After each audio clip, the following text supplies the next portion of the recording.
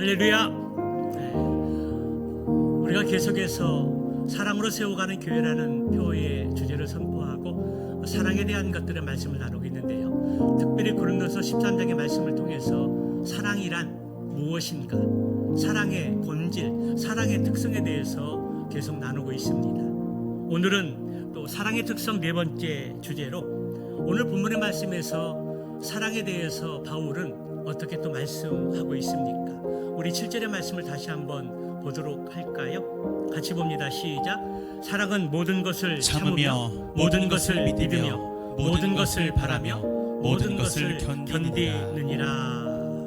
오늘 본문의 말씀을 자세히 보면 모든 것이라는 이 단어를 4번이나 반복해서 사용하고 있는데요, 영어 성경에서는 이 모든 것이라는 이 단어를 always, 다시 말하면 항상, 늘, 언제나 그런 뜻을 가지고 있는 단어라는 것입니다. 그래서 이 모든 것의 영역은 좋을 때나 슬플 때를 포함해서 인간의 희노애락과 그리고 생사화복을 동시에 내포하고 있고, 우리의 일들이 잘 되거나 잘 되지 않을 때, 힘들고 어려운 환경이 있을 때 그 모든 상황들을 포함하고 있다라는 것입니다. 바울은 사랑의 특성을 말할 때 모든 것이라는 말을 붙여서 하나님의 아가페 사랑이 무엇인가에 대해서 설명을 하고 있는데요, 오늘 본문의 말씀에서 7절에서 그 첫째는 무엇입니까? 사랑은 모든 것을 참는 것입니다. 여기 참는다라는 이 의미는 덮어준다, 감춘다, 그리고 보호한다라는 뜻입니다. 이를테면 상대방의 허물을 덮어주고 모든 잘못과 악한 짓을 다 참아내고 행한 대로 갚지 않는 것을 의미하는 것입니다. 대부분의 사람들은 상대방의 약점과 허물을 보게 되었을 때에 가만히 있지 않습니다. 그 말이 하고 싶어서 입이 근질근질합니다. 왜 그럴까요? 그것이 죄성을 가진 사람의 특징입니다. 물론 개종에는 사람들의 허물과 약함과 연약함을 보게 되면 덮어주고 감싸주고 또 그 사람에게 필요가 무엇인가를 돕는데, 근데 또 어떤 사람들은 그 말이 하고 싶어서 들춰내고 이야기한다라는 것입니다. 다른 사람들에게 말하며 들춰냅니다. 그 사람의 허물을 정죄합니다. 특히 자기의 의의가 강한 사람일수록 상대방의 약점과 실수를 보았을 때 그것을 덮어주고 감싸주기보다는 이야기한다라는 겁니다. 떠버린다는 것입니다. 그런데 사도 베드로는 베드로서 4장 18절 말씀을 통해서 이렇게 이야기합니다. 같이 볼까요? 무엇보다도 뜨겁게 서로 사랑할지니 사랑은 허다한 죄를 덮느니라. 무엇보다 뜨겁게 서로 사랑할지니 사랑은 허다한 죄를 덮어준다라고 말씀하고 있습니다. 베드로는 성도들에게 사랑에 대해서 이야기할 때에 사랑은 상대방의 죄를 들추어내고 고자질하고 이야기하는 것이 아니라 덮어주는 것이라고, 감싸주는 것이라고, 보호해주는 것이라고 말씀하고 있습니다. 여러분 어떻습니까? 상대방의 허물과 약점을 보았을 때, 연약함을 보았을 때 그것을 이용해서 나의 유익을 취하고 또 떠버리고 또 그것을 들춰내는 사람입니까? 아니면 궁일한 마음을 가지고 주님의 마음을 가지고 그것을 덮어주고 감싸주고 보호해주는 사람입니까? 우리 그리스도인들은, 하나님의 사랑을 경험한 사람들은 그 연약함을, 그 부족함들을 덮어주고 감싸주고 보호해주는 성도들이 되어야 한다는 사실입니다. 우리 주님이 우리를 대할 때 어떻게 하셨을까요? 허물 많은 우리들을 있는 그대로 덮어주셨습니다. 우리의 많은 죄들이 있는데 그런 것들을 들춰내거나 말하지 않으시고 지적하거나 책망하지 않으시고 우리의 부끄러운 죄들을 이렇게 덮어주시고 숨겨주셨다는 것입니다. 우리의 과거의 허물과 죄뿐만 아니라 우리의 연약함과 약점과 실수와 부족함들을 감추어 주셨습니다.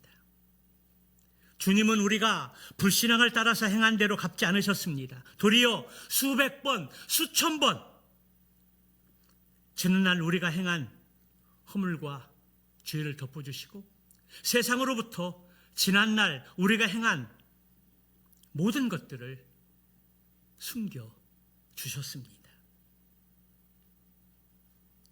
세상으로부터, 세상 사람의 눈으로부터 가려주셨습니다.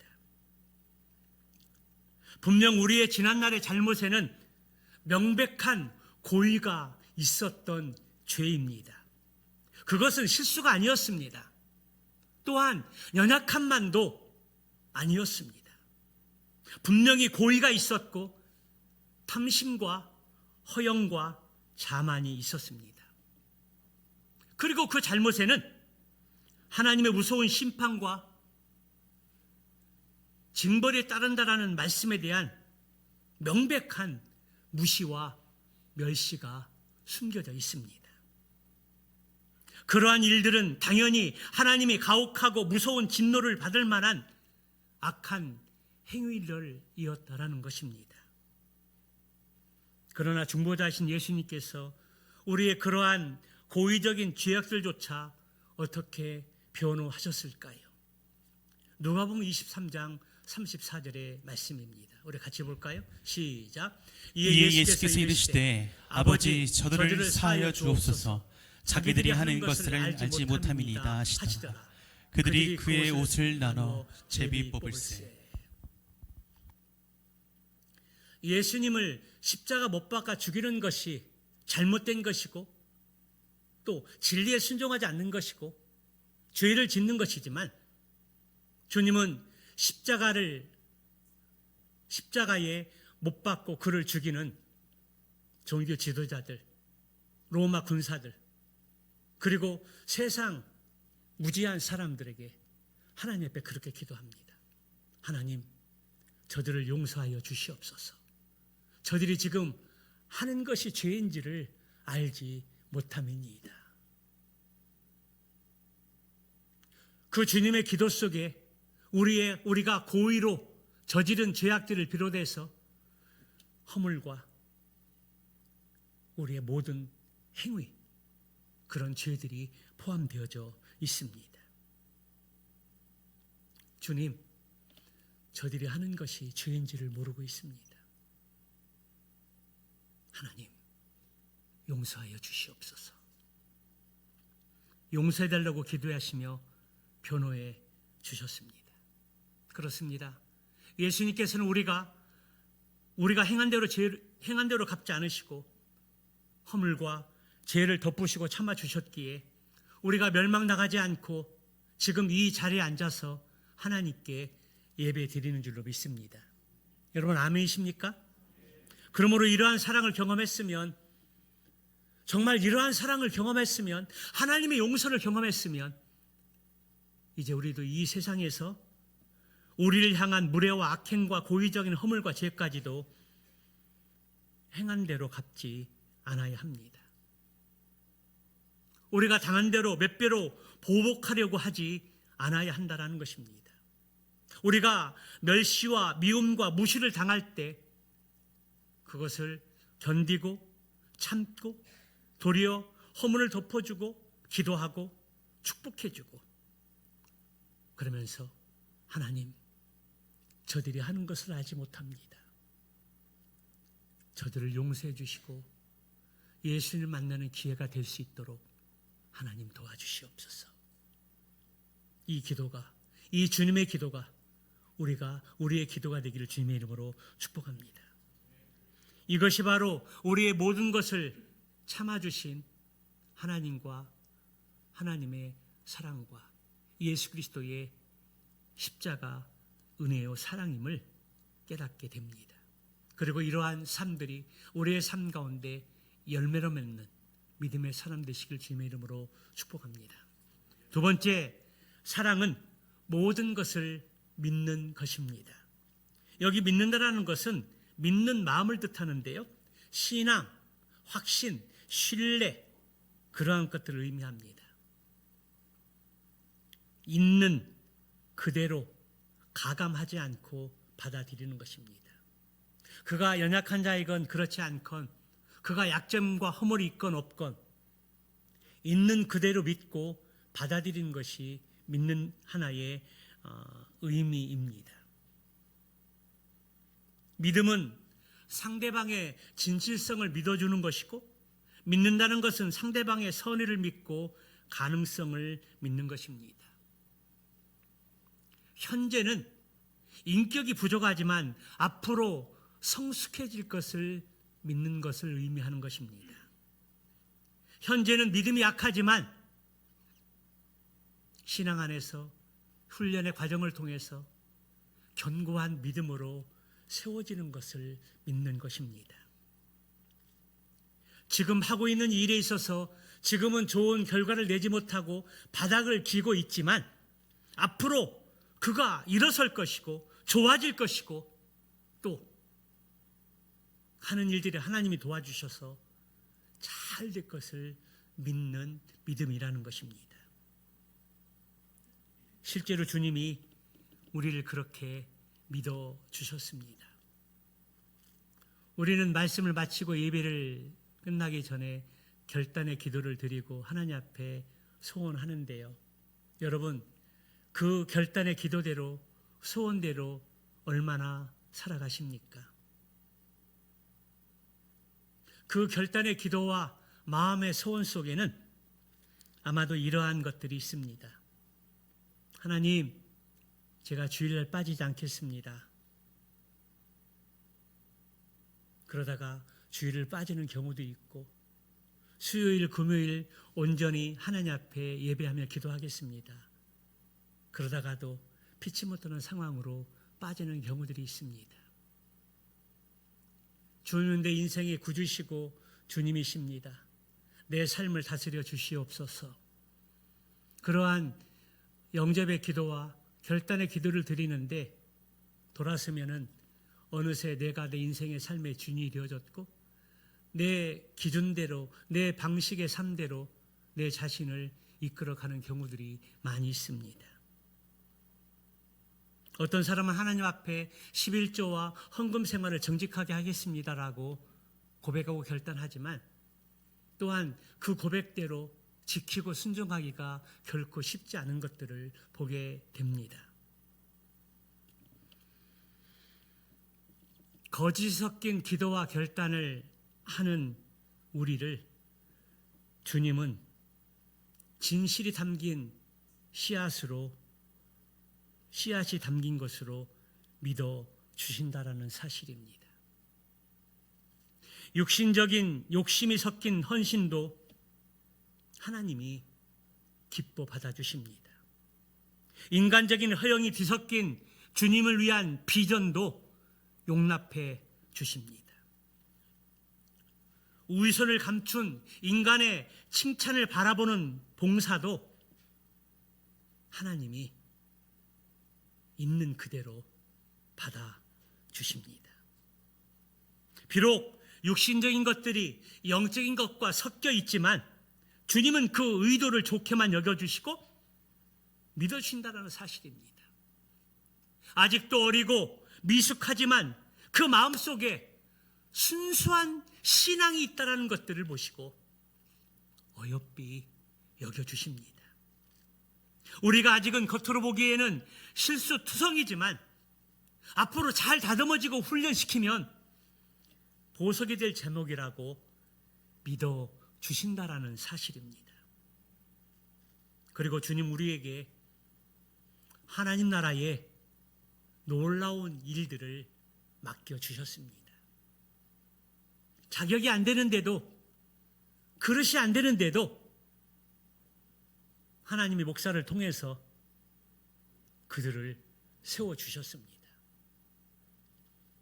어떤 사람은 그 부르심의 직분을 정말 부끄럽게 또 어찌할 바 모르면서 감사하게 받고 열심히 하는 사람들도 있습니다. 하나님은 지금 당장의 모습보다는, 당장의 능력보다는 앞으로 말씀을 통해서 은혜를 경험하고 내 삶이 바뀌고 변화되어져서 더 성숙한 모습으로 더 기쁘게 하나님께 찬양할 것을 믿고 믿으면서 맡겨주셨다라는 사실입니다. 이 덕분에 우리는 신이 나서 열심히 일하게 됩니다. 이 덕분에 우리는 용기를 내서 맡겨주신 달란트를 가지고 장사하게 된다는 것입니다. 때로는 손해도 보고 때로는 본전까지 까먹는 일들이 있지만 주님은 묵묵히 믿어주시고 끝까지 맡겨주시기에 우리는 다시 힘을 내고 용기를 내서 봉사할 수 있고 일할 수 있음을 믿습니다. 그러므로 나를 믿어주신 주님을 신뢰하고 실망시키지 않기 위해서 다시 한번 나의 직분과 달란트와 마음가짐을 새롭게 하고 주님의 몸된 교회를 건강하게 세우고 특별히 20년도 교회 폐허처럼 사랑으로 세워가는 교회, 목장, 가정, 일터, 내 자신 그런 것들을 꿈꾸고 소망하면서 달려갈 수 있는 저와 여러분들 되시길 바랍니다. 믿어주는 것, 있는 그대로 믿어주는 것, 거짓이 섞였고 거짓 기도가 있고 거짓 헌신이 있다 할지라도 앞으로 그 기도대로 결단대로 잘 할 것이라고 믿어주는 것, 이것이 바로 사랑이라는 사실입니다. 세 번째는 사랑은 모든 것을 바라는 것입니다. 여기 바란다라는 이 말은 미래를 긍정적으로 바라보는 소망을 뜻합니다. 설령 지금은 소망할 수 없지만 끝까지 믿음을 포기하지 않고 바라는 마음입니다. 그래서 바울은 눈에 보이는 소망은 소망이 아닙니다. 보이는 것을 누가 바라겠습니까? 라고 말했습니다. 그렇습니다. 소망은 눈에 보이지 않는 것입니다. 그러나 아무것도 보이지 않는 곳에서 바라보는 것, 그것이 소망입니다. 히브리서 11장 1절의 말씀을 보도록 할까요? 우리가 잘 알고 있는 말씀인데요. 같이 보면 시작.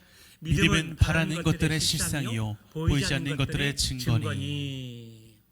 여기 실상이라는 이 말은 실제가 된다는 뜻입니다. 우리가 믿음을 갖고 바라고 소망할 때 반드시 이루어지고 실현된다는 의미입니다. 또한 보이지 않는 증거라고 말씀하고 있는데 전에는 불가능해 보였던 일들이 소망이 되어서 실제가 되어진다라는 사실입니다. 제가 설교를 준비하면서 다솔이한테 동의를 구했는데요.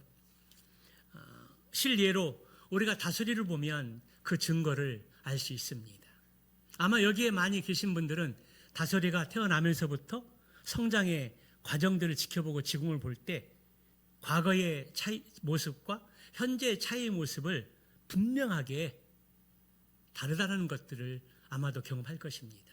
알다시피 다솔이가 참 어려운 가운데 태어났고 참 잘하고 성장했잖아요. 아마도 엄마 아빠가 귀하게 참 사람한 다오 아마 그러한 심정으로 아마 기도하시면서 아마 키웠을 것입니다. 거기에 대한 결과는 아니고요. 과정은 아니고요. 다솔이가 초등학교 다닐 때 의자 밑에 숨어서 예배도 드리고 엎드려서 예배를 드리고 또 중고등학교 시절에는 예배보다는 게임을 너무 좋아해서 내가 왜 교회 가야 되냐고 또 앙탈을 부리면서 별로 이렇게 기쁘게 신앙생활을 하지 못했습니다. 그랬던 다솔이가 변했습니다. 우리 아이가 바뀐 거예요. 대학생 되더니만 PPT 봉사도 하고 찬양팀도 서고 그리고 청년부 목장 모임이나 다른 모임들에 적극적으로 솔선수범하여 참여하고 있습니다. 그리고 또 형들이나 누나들에게 제가 뭐 도와드릴 거 없어요? 적극적으로 이렇게 요청합니다. 초등학교 청소년 시절 그의 모습과 대학교의 대학생 청년의 이 시절이 확연하게 달라졌습니다. 물론 그 모든 과정들은 하나의 과정입니다. 처음에 자라가다 못할 수도 있고 못하다 잘할 수도 있습니다. 하나의 과정이라는 것입니다. 그런데 그 과정 속에서도 변하는 사람이 있고 그 과정을 여전히 안고 가는 사람들이 있습니다. 저는 다솔이를 보고 깜짝깜짝 놀랍니다. 앞으로 다솔이가 행복한 우리교회 집사님이 될 분이 아닙니까? 그래서 저하고 아내는 다솔이를 함부로 대한 적이 한 번도 없습니다. 그가 짓궂고 개구장이고 말도 안 듣고 제멋대로 행동을 해도 한 번도 그에게 싫은 소리 하지 않았습니다. 왜 그럴까요? 앞으로 행복한 우리교회 집사이기 때문에. 집사님이랑 좋은 관계를 형성해야 제가 어렵지 않겠습니까? 미리 아부하는 겁니다. 어쨌든 우리 다솔이가 변했습니다. 그게 오늘 사랑은 바라는 것이다. 소망할 수 없는 중에 바라고 믿는 것. 이것이 사랑의 세 번째 특성이라는 사실입니다. 그렇습니다. 사랑은 모든 것을 바라는 것이며 전에는 불가능하게 보였던 것들이 그것이 소망이 되고 실제가 되어 증거가 되는 것입니다. 그래서 우리도 지금은 힘들고 어렵지만 이 소망을 잃지 말아야 됩니다. 예를 들어서 지금 우리 자녀들을 보게 될 때에 힘들고 어려운 자녀들이 있잖아요. 우리는 그 자녀들을 위해서 기도할 때 사랑하는 자녀야, 괜찮아, 잘 될 거야, 잘할 수 있어 기도해 주시고 격려하면서 사랑을 듬뿍 부어주시기를 바랍니다. 그리고 요즘 얼마나 힘든 시기입니까? 그래서 남편과 혹은 아내들에게 당신은 할 수 있어. 하나님이 당신을 도와주실 거야. 하나님이 당신을 통해서 일하실 거야. 이런 소망의 말을 아끼지 마시고 전해주시기 바랍니다. 그것이 바로 사랑이라는 것입니다. 그렇습니다. 사랑은 과거와 현재의 모습에 머물지 않고 미래를 바라보면서 복되고 아름답게 변화될 것을 소망하면서 바라보는 것입니다. 요즘 상세히 큐티 말씀을 하면서 지난주에 하나님께서 아브라함에게 임재하시고 창세기 15장의 말씀을 통해서 하나님께서 그와 언약의 관계를 맺으시는데 하늘의 별과 같이 바다에 셀 수 없는 티끌과 같이 많은 자손을 너에게 주실 것이다. 그렇게 말씀해 주셨습니다. 그리고 25년이 지난 그 세월 속에서도 캄캄무소식이었습니다. 어느덧 아브라함은 100세의 나이가 찼고 사라는 100세의 나이가 차서 늙었고 사라는 90세가 되어서 생리가 끊긴 상황이었습니다. 생리학적으로, 의학적으로, 경험적으로 아기를 낳을 수 있는 상황이 아니었다라는 사실입니다. 그런데 우리가 믿는 하나님은 누구십니까? 하나님은 태문을 열기도 하시고 닫기도 하시는 분이십니다. 생명은 하나님께 있습니다. 하나님 말씀하셨고 하나님이 약속하셨으면 반드시 이루어지는 줄로 믿습니다. 그래서 아브라함은 하나님의 말씀을 믿고 자식을 소망하는 가운데 이를 두고 바울은 이렇게 표현하고 있습니다. 로마서 4장 18절 말씀 보도록 할까요? 제가 표시를 안 했는가 보네요. 4장 18절에 보니까 아브라함이 바랄 수 없는 중에 바라고 믿었으니, 아브라함이 바랄 수 없는 중에 바라고 믿었다라고 말하고 있습니다. 그리고 하나님의 때에 아브라함이 100세가 되고 사라가 90세가 된 그때에 아들을 이삭을 허락해 주셨습니다. 그 바라고 소망하던 그 마음이 이루어진 것입니다. 하나님이 우리를 그렇게 바라고 바라십니다. 우리 스스로 생각해도 도저히 변화될 아무런 희망이 없을 때에도 하나님은 끝까지 우리를 믿고 그리고 아름답게 변화될 것을 바라고 기다려 주십니다. 우리를 보면 절망할 수밖에 없지만 우리 속에 지극히 적은 가능성의 싹을 보시고 끝까지 희망을 버리지 않으십니다. 그리하여 소망대로 지금 우리가 예수님 믿고 바뀌고 있고 또 변화되고 있고 주님을 닮아가고 있다라는 사실입니다. 그렇습니다. 사랑은 모든 것을 바라는 것입니다. 주님께서 우리를 바랄 수 없는 중에 바라고 믿고 기다려 주신 것처럼 우리도 교회를 바라보면서 목장과 가정과 자녀들과 일터를 또 바라보면서 소망 가운데 거하시길 바랍니다.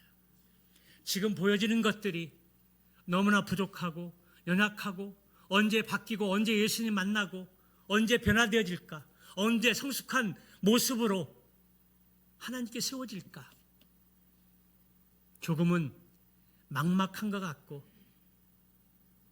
신락 같은 희망도 보이지 않는 것 같지만 그렇지 않습니다. 하나님은 지금도 여전히 일하십니다. 하나님께서는 우리의 중보의 기도를 닫아놓지 않으십니다. 활짝 열어놓으시고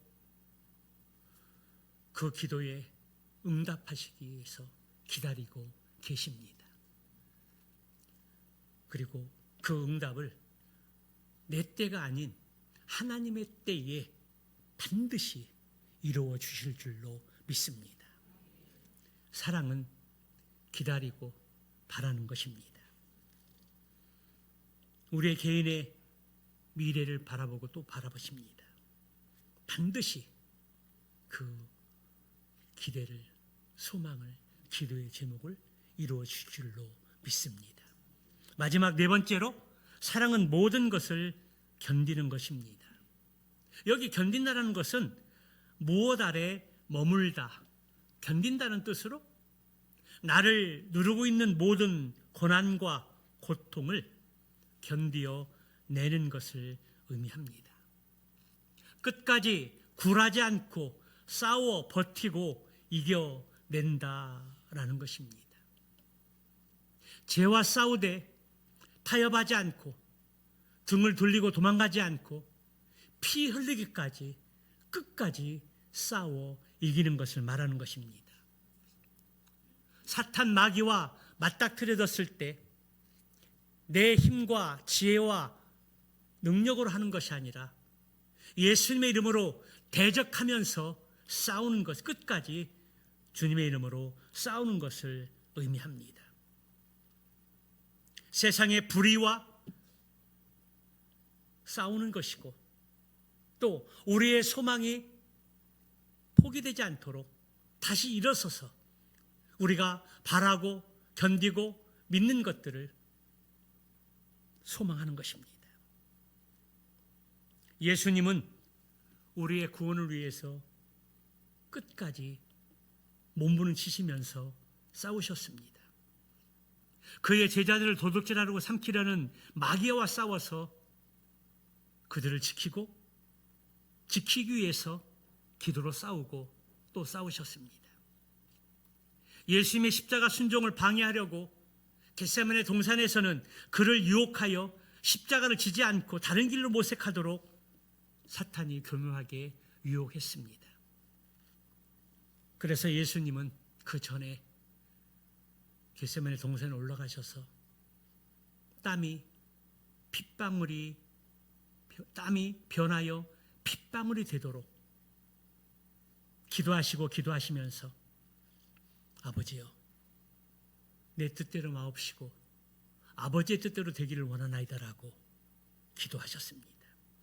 그 기도가 있었기에 사탄 마귀의 유혹에서도 세상의 방해 속에서도 기꺼이 십자가를 질 수 있었습니다.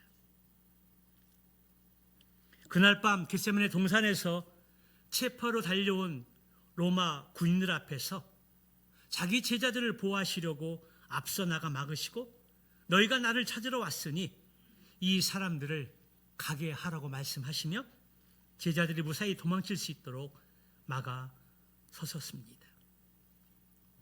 새끼를 지키려고 둥지에 찾아온 큰 뱀과 용감에 앞서 싸우는 어미 새처럼 예수님은 끝까지 싸우고 또 싸우셨습니다. 십자가에 매달려 모든 물과 피를 다 쏟으시면서까지 싸우셨습니다. 그리하여 우리를 죄와 저주와 사망과 영벌에서 구원해 내신 줄로 믿습니다. 아멘이십니까? 그렇습니다. 이처럼 우리도 이제 주님이 맡기고 우리를 믿고 맡겨주신 하나님과 하나님 나라와 영광을 위해서 온갖 시련과 박해에 대항하여 어떤 어려움에도 불구하고 맞서 싸워 나가야 합니다. 지난주 말씀처럼 사랑은 불의를 기뻐하지 아니하며 특히 약한 세상의 삶 속에서 불의와 싸워야 합니다. 그거와 타협하고 거기에 동화되어 휩싸여서 시류를 따라가는 것이 아니라 옳고 그름을 분별하고 진리와 비진리를 분별하고 하나님의 뜻이 어디 있는지 분별해서 나아가야 합니다. 그렇습니다. 사랑은 이 모든 것을 견뎌내어서 이기는 것입니다. 바울은 고린도 교회를 개척하고 목양을 한 이후에 그 교회를 또 떠나서 다른 지역에서 복음 전하는 일들을 시작했습니다. 그리고 몇 년 후에 고린도 교회 소식을 듣게 되었을 때 바울은 참으로 가슴이 아팠습니다. 핏값으로 세운 교회에서 파벌을 형성을 하고 은사를 자랑하면서 여러 가지 문제들이 양산되었습니다.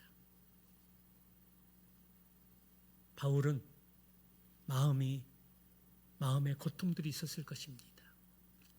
힘써 복음을 전해서 우상이 많은 성적으로 타락한 이 고린도 교회 도시에 교회를 세우고 말씀을 양육하고 가르쳤는데 그것도 잠시 교회에 이단들이 침투하고 또 자기의 의의를 드러내고 잘하려고 했을 때 교회는 무너져 가고 있었습니다.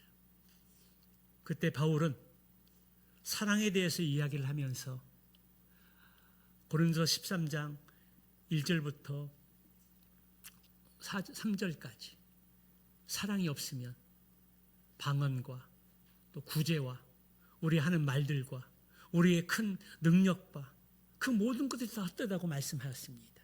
그리고 더 나아가서 4절부터 오늘 7절까지는 사랑의 본질, 사랑의 특성이 무엇인가 대해서 15가지로 말씀해 주셨습니다.